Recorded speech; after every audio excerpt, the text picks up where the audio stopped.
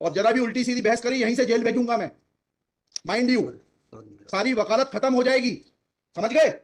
You should know how to argue in high court. किसने भेजा है आपको? प्रावधान वही तो बता रहा हूँ, आप समझने को तैयार नहीं है। कॉन्स्टिट्यूशन में प्रावधान है, ये मान्यताओं का उत्तर है। जी कॉन्स्टिट्यूशन में प्रावधान, प्लीज कॉन्स्टिट्यूशन में जो प्रावधान है वो बता रहा हूँ मैं। You talk properly. आप ये मान्यता, ये आदिवासियों की मान्यता है, कॉन्स्टिट्यूशन में कहाँ दी है? पढ़ के बताइए। बता रहा हूँ ना। हाँ बताइए। आप सुनने को तैयार है नहीं है, कुछ भी बोले जा रहे हैं जबरदस्त। अरे let notice be issued for contempt against the council. शुभ नाम बताइए आपका। नमस्कार मेरे प्यारे दोस्तों, इंडियन पॉलिटिक्स में आपका एक बार फिर से स्वागत है। तो देखिए दोस्तों, आपने अभी देखा कि मध्य प्रदेश की अदालत में एक जस्टिस ने एक वकील को जमकर फटकार लगाई।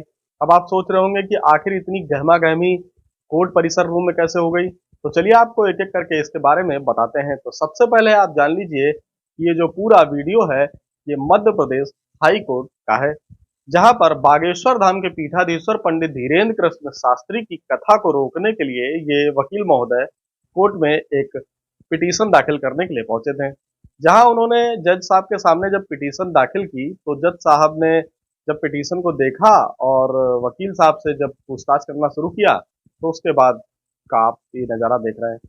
तो चलिए आपको बता देते हैं कि ये पूरा जो कोर्ट परिसर में जो गहमा गहमी चल रही है ये मामला क्या है। तो सबसे पहले आपको बता देते हैं कि ये जो पूरा मामला है वो मध्य प्रदेश हाई कोर्ट का है, जहां पर जस्टिस विवेक अग्रवाल एक मामले को लेकर सुनवाई कर रहे थे। मामले की बात करें तो बागेश्वर धाम के पीठाधीश्वर पंडित धीरेन्द्र कृष्ण शास्त्री की 23 मई और 24 मई को 2 दिन की वनवासी राम की कथा मध्य प्रदेश के पारसवाड़ा बालाघाट में होनी थी, जहां पर बागेश्वर धाम के पीठाधीश्वर पंडित धीरेन्द्र कृष्ण शास्त्री जी आदिवासी और वनवासियों को भगवान राम के चरित्र के बारे में बताने वाले थे। ऐसे में कुछ लोगों को ये परेशानी हो गई कि आखिर आदिवासी क्षेत्रों में बागेश्वर धाम के पीठाधीश्वर जब कथा करेंगे तो ऐसे में कई सारी मिशनरियां हैं जो देश में धर्मांतरण का काम कर रही हैं, ईसाई बनाने का काम कर रही हैं। ऐसे में कुछ जो लोग विचलित हैं बागेश्वर धाम के पीठाधीश्वर और सनातन धर्म से, वो हाई कोर्ट की शरण में पहुंच गए। मध्य प्रदेश के हाई कोर्ट की शरण में पहुंचे और वहां पर उन्होंने एक पिटीशन दाखिल कर दिया कि अगर बालाघाट में यदि एक कथा होती है तो आदिवासियों की जो है वो भावना आहत हो जाएगी। जैसे ही वकील साहब ने जज साहब के सामने ये बोला कि अगर मध्य प्रदेश में के बालाघाट परसवाड़ा में ये राम कथा, वनवासी राम की कथा जो अगर होती है तो आदिवासियों की भावना आहत हो जाएगी। तो जज साहब ने जैसे ही ये सुना तो उन्होंने ये बोला कि आखिर किसी कथा से किसी आदिवासी समाज की भावना कैसे आहत हो सकती है, क्या वहां पर कोई अनैतिक काम हो रहा है? तो वकील साहब बोले कि आदिवासी जो हैं वो इसका विरोध कर रहे हैं। तो जज साहब ने उनसे सीधे पलटकर 2 सवाल पूछे। उन्होंने कहा कि आखिर जो लोग इस कथा को रोकना चाहते हैं या परेशान हैं तो आखिर किस नियम के तहत रोकना चाहते हैं? धर्म का प्रचार प्रसार तो कोई भी कर सकता है। तो ऐसे में वकील साहब जो है वो अपना रौब गांठने लगे। जैसे ही जज साहब को ये लगा कि वकील साहब जो है वो रौब गांठ रहे हैं तो उन्होंने तत्काल प्रभाव से वकील साहब को सबक सिखाना शुरू कर दिया। उन्होंने एक के बाद करते करते 2-3 क्वेश्चन पूछना शुरू कर दिए, जिसके बाद वकील साहब के हाथ पैर फूल गए, जैसा कि आप वीडियो में साफ तौर पर देख पा रहे हैं। अभी तक आपने ये पूरा वीडियो नहीं देखा है तो चलिए आपको हम पूरा वीडियो दिखा देते हैं। कितनी कॉस्ट के साथ इसको खारिज करना है पिटीशन को?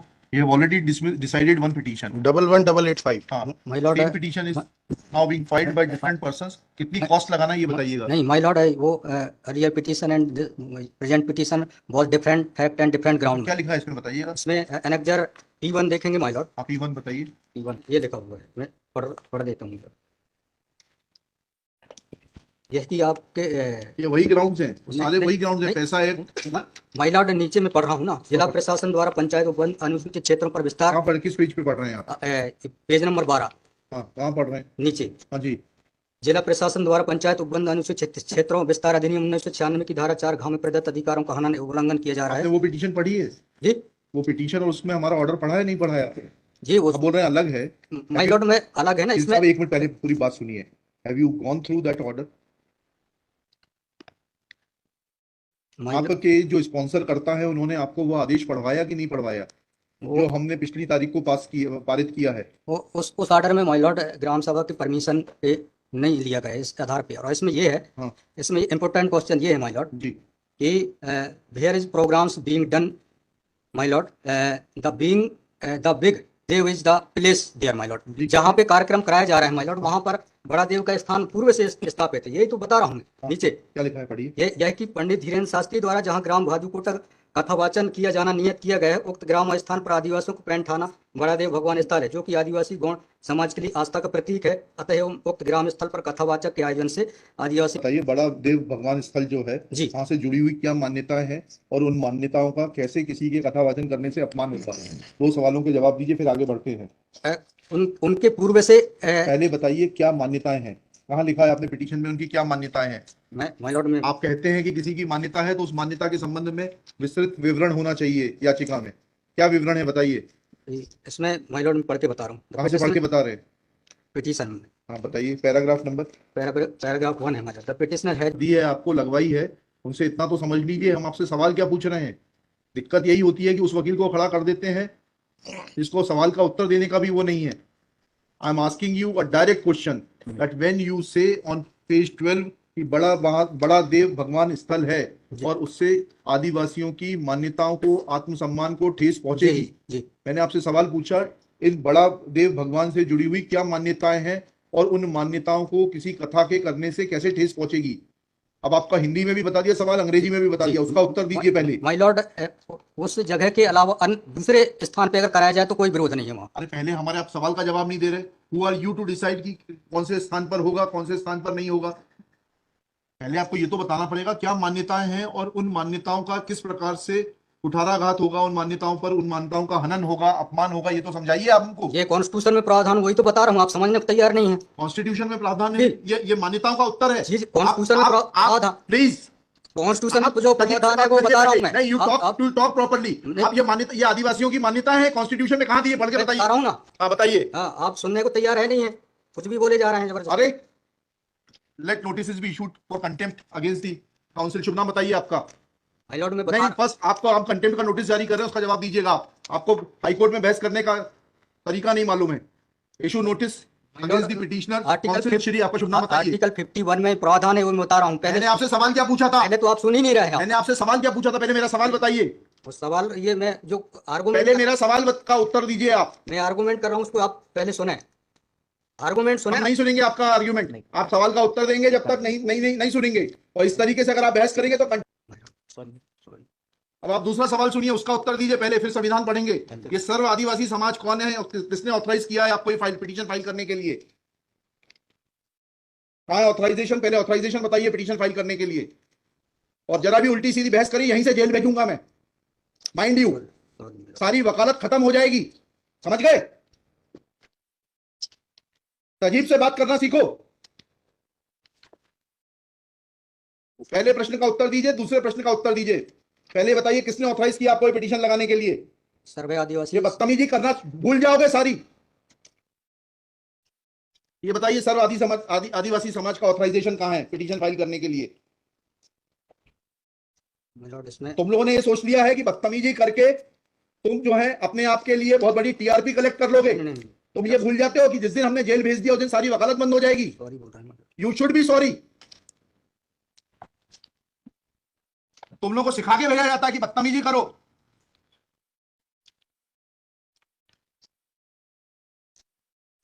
प्रश्न का उत्तर नहीं दो और बदतमीजी करोगे, और फिर बोलते हो आप सुन नहीं रहे। हम पिटीशन पढ़ के आते हैं, हमें मालूम है क्या सवाल पूछना है। क्या नाम है आपका? जीएस उद्दे। जी, जीएस उद्दे। कितने साल से वकालत कर रहे हो? 2007-8। हाईकोर्ट में कब से हो? 7-8 से। हाँ, तो तुम्हें वकालत करने का सिखाया नहीं कि कैसे कोर्ट से बात की जाती है?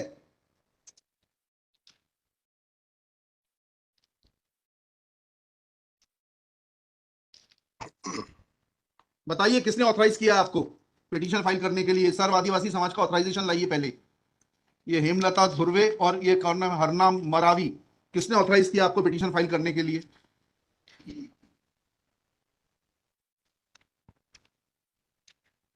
हेमलाल धुर्वे में। कहाँ है वो authorisation? Page number.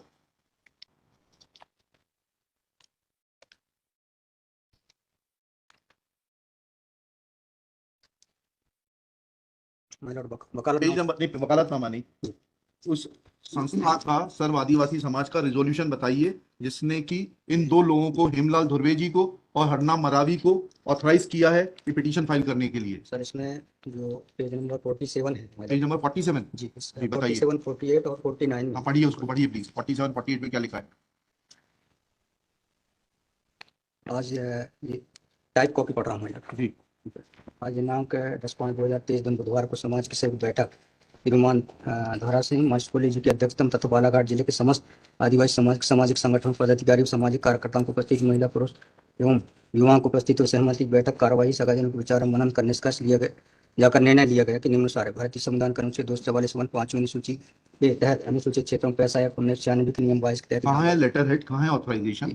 Letter head लगाए। प्लेन कागज पे कोई बैठक कार्रवाई कर लेंगे, उसका कोई औचित्य थोड़ना है। जी जब आप ये लगा रहे हैं, जी। इसमें अध्यक्ष के रूप में साइन कर रहे हैं, लिखा है ना पीछे, पेज नंबर 50 पे पढ़िएगा टाइप कॉपी में, मनशाराम मरावी अध्यक्ष। किस चीज के अध्यक्ष हैं? कहाँ है आपका लेटर हेड? कहाँ है आपके कागज कि आपको किसी ने अध्यक्ष बनाया, ऑथराइज किया? कहाँ है आपके? Constitution of this samudaya is also required to be. Yes, उसी पे आ रहा था। Yes, thank you. जब स्पॉन्सर्ड पिटीशंस होती हैं तब इस तरीके के जो है टेंट्रम्स दिखाए जाते हैं। रजिस्ट्रेशन है इसका, लेकिन मैंने फाइल नहीं किया। नहीं किया फाइल तो फिर आज इसको नहीं सुन पाएंगे। जब फाइल करेंगे तब सुनेंगे, तो खारिज कर देंगे। इसी ग्राउंड पे आप रजिस्ट्रेशन के साथ नई पिटीशन फाइल करिएगा, लिखिएगा श्री। कल कार्यक्रम ऑर्गेनाइजेशन क्या कर सकते हैं? आपको तैयारी करना चाहिए थी। जितनी गर्मी आप दिखा रहे थे, ये बात आप विनम्रता से पहले कहते तो आपको सुन लेते। पक्षकार को बताइएगा कि हमारी गर्मी दिखाने के कारण कोर्ट ने खारिज कर दिया। शुभ नाम बताइए फिर से। GS Udde Shri GS Udde Udde for the petitioner. There is no authorization in favor of the petitioners by the so-called Sarv Adivasi Samaj, District Balaghat, to file this writ petition. Full stop. Petitioner is not in a position to answer queries of this court. Full stop.